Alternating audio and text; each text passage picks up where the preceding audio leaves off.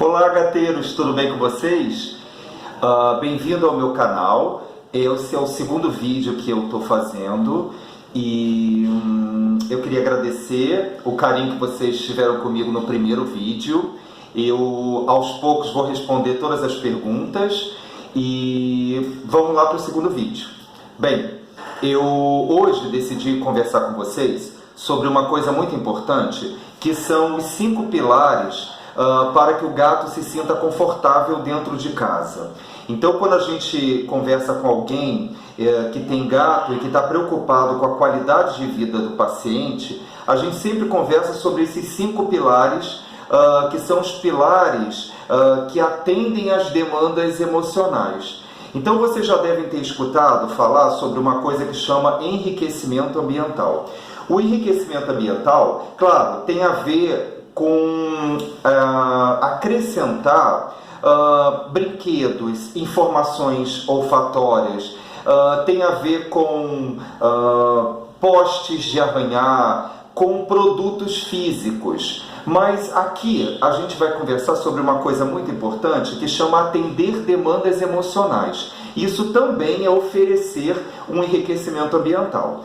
Então, a primeira demanda dos gatos, elas têm a ver com a característica principal dos gatos, serem gatos. Então, os gatos, eles têm características atávicas. Significa que são características, espécies específicas, ou seja, exclusiva dos gatos, que vêm aqui de dentro. Então, não tem como a gente evitar que elas aconteçam. Então, os gatos, por exemplo, precisam arranhar, precisam subir em superfícies, eles precisam dar pequenas corridinhas de vez em quando dentro de casa. Então, as características dos gatos, as características que fazem eles se comportarem como gatos, elas precisam ser executadas. Então, a primeira pergunta é: o seu gato consegue ser gato no cotidiano, que você oferece para ele? Ele tem todas as possibilidades de se comportar como um gato? Então, essa é a primeira demanda emocional que a gente precisa ficar atento. A segunda demanda emocional tem a ver com o acesso do gato com coisas que ele precisa. A gente chama de recurso. Então, por exemplo, ele tem possibilidades de visitar a vasilha sanitária quando ele estiver com vontade. Ele tem possibilidade de acessar o pote de água, comida, a estante que ele quer subir, um local gostoso que ele quer se esconder. Então a gente chama de acesso previsível. Então, bateu aquele vontade de fazer número 2, eu posso ir sem problema nenhum. Mas que problemas seriam esses? Basicamente, problemas de localização, que acabam sendo influenciadas por disputas territoriais. Então, a gente sempre gosta de conversar sobre número de recursos dentro de casa. Então, se você tem um número X, você precisa ter um número X mais 1 de recursos dentro de casa. Isso não tem a ver só com vasilha sanitária, tá, gente? Tem a ver com pote de água, pote de comida, arranhador, um local gostoso para se esconder. Tudo isso tem a ver com acesso previsível dos recursos. Então, a gente precisa andar dentro de casa, igual um Sherlock Holmes, com a mão para trás aqui observando se os gatos eles têm possibilidade de acessar as coisas que eles precisam dentro de casa, sem um outro gato fazer bullying, sem um cachorro correr atrás dele, mesmo que seja para brincar, Se de repente a casa não é muito grande, então ele precisa percorrer um caminho muito grande. Então a gente precisa entender como são as distribuições dos recursos dentro de casa. Isso é bem importante para a gente prestar atenção.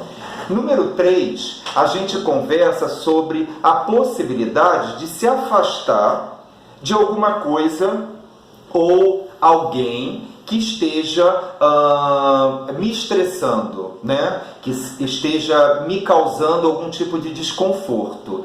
Então, essa é a terceira demanda emocional. Então, isso, nossa, a gente poderia fazer assim um vídeo imenso só sobre isso. Mas eu vou dar alguns exemplos. Por exemplo, o bullying, que a gente falou na segunda demanda emocional. Um gato que fica andando atrás do outro, controlando, cerceando o acesso dele a determinado recurso. Tudo isso acaba fazendo com que ele fique muito ansioso. E às vezes o espaço é tão pequeno e ele não consegue se afastar desse outro gato. Então a gente precisa também ficar atento se os gatos conseguem se afastar quando a coisa fica um pouco complicada. Outra coisa que a gente também conversa são janelas. Às vezes o gato vai lá para dar uma paquerada na rua, né? Tipo alfândega, ver se está tudo sob controle, se está todo mundo ok na vizinhança. São os fofoqueiros de plantão. E aí, de repente, tem um outro gato na janela da frente que fica olhando para ele com uma cara de poucos amigos. Ou seja, toda vez que eu tenho vontade de ir na janela, tem um gato ali olhando para mim. Né? Então eu preciso tentar buscar uma alternativa que o gato não seja confrontado de forma visual pelo outro gato. Tampar, ou então oferecer um outro local que seja agradável e que não seja ansiogênico para o gato. Então essa é a terceira demanda que a gente costuma conversar com vocês. A quarta demanda, ela tem a ver com a possibilidade de eu executar um comportamento que é muito importante para o gato, que é se recolher para poder descansar e se sentir protegido. Nem todos os gatos, eles precisam se esconder, tá? Tem alguns gatos que se sentem muito à vontade o tempo todo e que tiram uma baita soneca, de repente, em cima do sofá, em cima da cama, sem problema absolutamente nenhum. Só que tem alguns gatos, principalmente aqueles mais assustados, um pouco ansiosos, aqueles que tiveram alguma experiência que a gente precisa conversar para de repente melhorar, né, a forma com que eles lidam com essas experiências passadas. Um exemplo clássico é aquele gato que a gente aperta a campainha e ele sai louco para se esconder.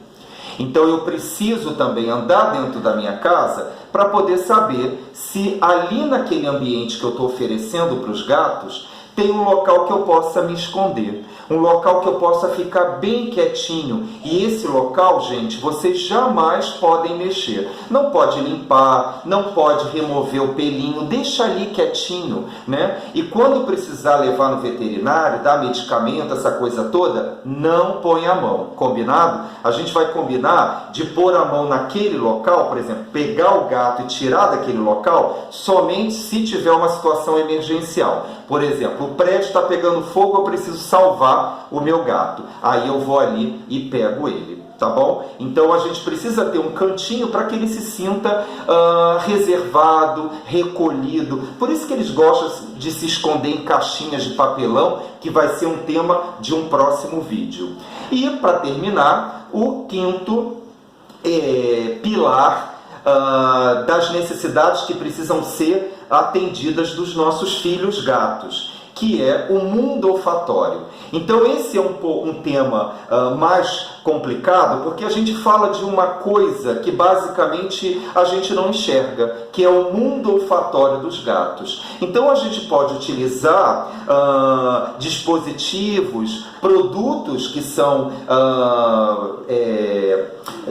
produzidos, né, para essa finalidade. Então eles melhoram o cheiro do ambiente, né, para que os gatos se sintam confortáveis, né? Então são produtos que são designados para isso. Mas eu gosto também de conversar sobre os cheiros antagônicos, né?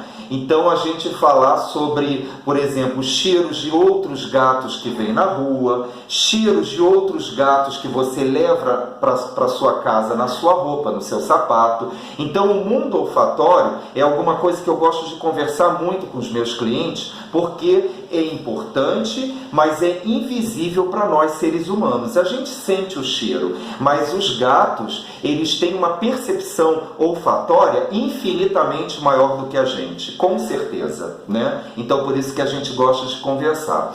Então essas são as 5 demandas emocionais que a gente precisa fazer com que os gatos se sintam confortáveis através delas, né? Então a gente procura, né, dentro de casa para saber se de repente os gatos estão recebendo todo o carinho, né, toda a atenção que a gente precisa, e essa atenção ela pode vir na forma de entendimento da demanda emocional.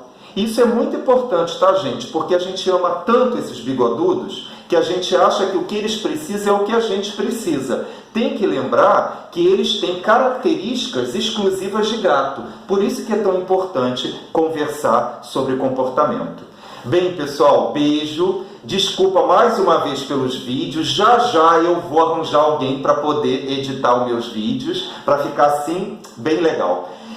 Quem gostou, compartilha, curte e segue aqui a gente. E mais uma vez, obrigado. Um beijo ronronante para vocês. Tchau!